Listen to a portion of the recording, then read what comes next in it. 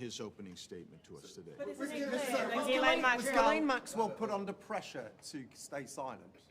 Was Ghislaine Maxwell put under pressure to stay silent today? Well, I have no idea. Is that your suspicion? How would I have no idea. I mean, she was given an opportunity.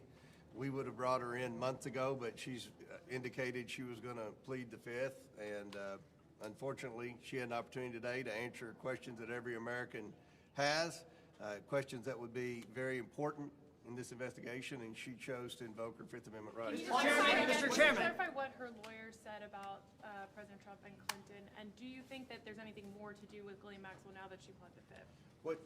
Correct me if I'm wrong. Just to be clear, what her attorney said, Maxwell didn't say. Her attorney said that she would answer questions if she were granted clemency by the President Trump, and that she went on to say about Clinton and. Yeah, but he went on to expand that. The other thing is he pointed out a number of times that she has a habeas corpus petition pending for a new trial and release, and that's why she is not going to answer questions. Mr. Chairman. I know that those conversations are ongoing. They would like them to be public. Is your understanding still that we're looking at those same February dates and they're going to be private? Yeah, that's what they agreed to, and they will be public, just like this will be public hopefully very soon. We've released every transcript and every video and audio of every deposition we've done since I've been chairman of the committee. Mr. Chairman, does the committee have any plans to subpoena Commerce Secretary Howard Lutnick, given the revelations about his relationship? We're going to try to get these 5 nailed down. We've got a lot of very important people we're trying to bring in to answer questions. We don't want to do anything to jeopardize the 5 that we have on the book. So we'll see what happens here, and we'll move forward. Do you have concerns? We're interested in talking to anyone that might have any information that would help us get justice for the survivors. Yes. Mr. Chairman, thank you. On the disagreement with the Clintons about closed-door videotape testimony versus public hearing, are you concerned this will be enough to restart contempt proceedings, or do you think you'll come to a resolution?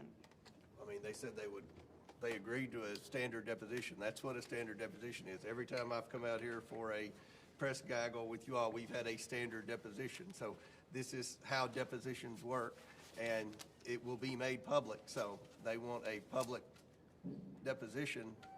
This is what they're going to get. Mr. Chairman, can I ask you about Ilan Omar for a moment? Can I ask you a question Mr. Chairman, about your Ghislaine investigation of Maxwell? Thank you.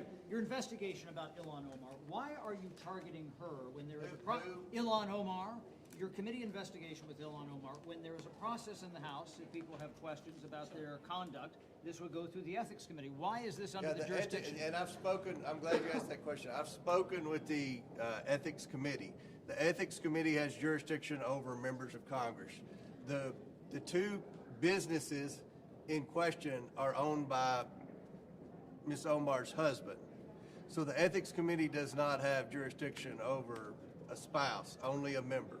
So that's why we just asked, we would have questions. I don't think anyone would. But it would pertain to her overall finances, because that is listed on her financial disclosure report, even though that's her spouse. We've run this by the Ethics Committee, and we think this is the appropriate route. So, and we'll do one more question. One yes. question on Maxwell. Just going back to the Clinton deposition, sorry for space.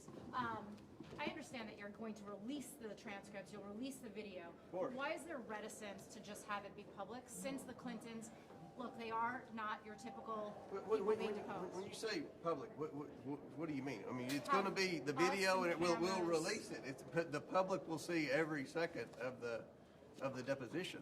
I think they're trying to muddy the. What's that? But not at the time that it happened. So what's the reticence? What, a few seconds later? I mean, I think the Clintons are trying to muddy the waters and create a false narrative, like, oh, depositions behind closed doors. That deposition was behind closed doors, but you had at least 10 members of Congress in there, and you'll have the video, I hope, very soon. Can I ask you one question on Ghislaine Maxwell? Yes. Go ahead. All right. Ghislaine Maxwell, we know from the Epstein files, didn't tell the truth.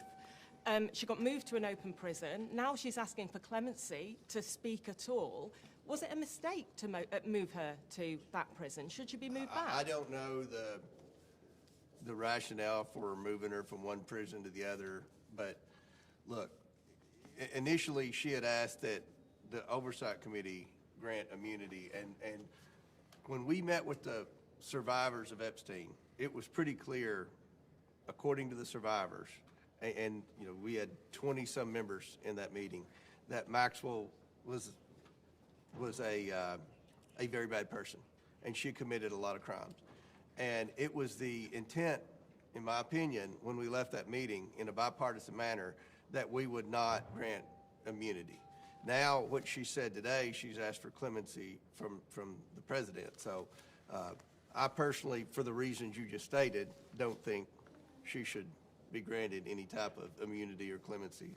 But we'll obviously, you know, as more documents are read and understood, then we'll go from there. But I'll close with this. And I think it's great that the Department of Justice is letting members of Congress come in and look at all the unredacted versions of the documents.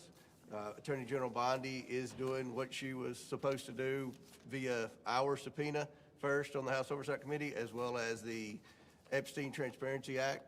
So I think we're finally going to get some answers, and hopefully at the end of the day, we can do what our objective is in this hearing, provide justice for the survivors. So thank you all very much. Any location for the Clinton deposition yet?